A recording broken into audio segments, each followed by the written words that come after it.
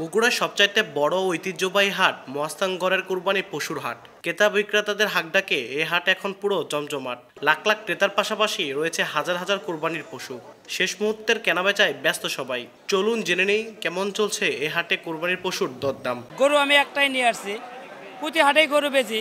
মোটামুটি আগের হাটের থেকে আজকে বেচা কেনা ভালো, বাজারও অনেকটা ভালো। আজকে অনেক গরু বেচা কেনা হয়েছে এতক্ষণ পর্যন্ত। বিশাল বাজার, একটা জায়গাও নাই যেখানে গরু বাছুর নাই। হ্যাঁ, আমরা চেষ্টা করতেছি কেনার জন্য। বাজার মোটামুটি লাগামের মধ্যেই আছে, অনেকে কিনতেছে, আমরা এখনো কিনতে পারি নাই। দেখি হয়তো খুব তাড়াতাড়ি কিনে ফেলবো। নাগালের মধ্যে আছে।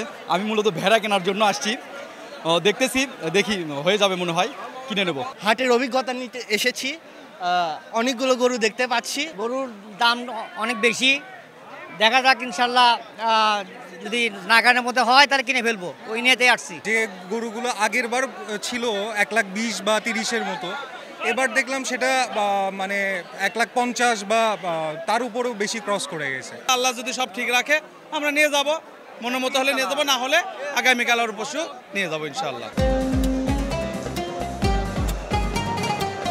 প্রায় 20-15 বেশি ওজনের যে রেড ডায়মন্ডটি আমাদের সামনে আছে, এখন এটি দর দাম হবে।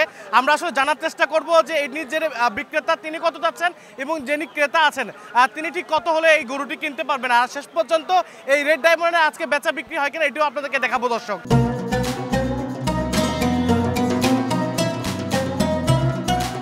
ভাইয়াকে বলে দিচ্ছি, ভাই আপনি একটু ডিসকাস করে নেন, আমি খুব বেশি চাই না। অনেক ডিফারেন্ট, লাইক উনি বলতেছে যেটা আমি বলছি 4,50, তারপর আর কিছু দিতে চাইলাম উনি 5 লাখ চাচ্ছে।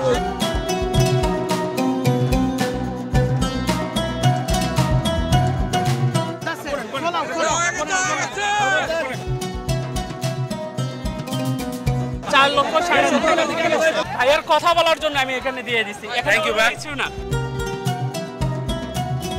কি হবে ভাই, হবে না ভাই, হবে না। দেখেন একবার একটু চিন্তা ভাবনা করে। আচ্ছা ভাই, আপনারাও দেখেন, আমরাও দেখি।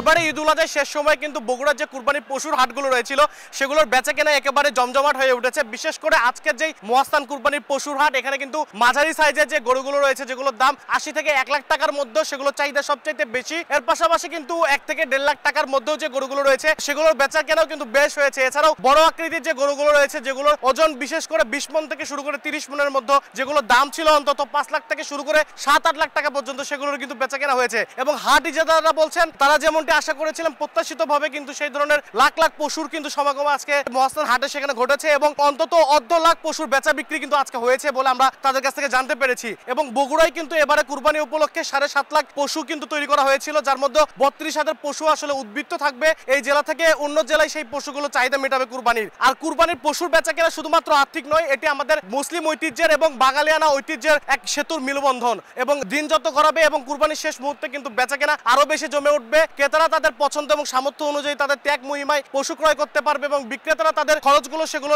চুক মিটিয়ে কিন্তু আসলে শেষ মুহূর্তে তাদের পশুগুলো বিক্রয় করতে পারবে বলে এই প্রত্যাশা। আব্দুল আউয়াল, সময় সংবাদ, বগুড়া।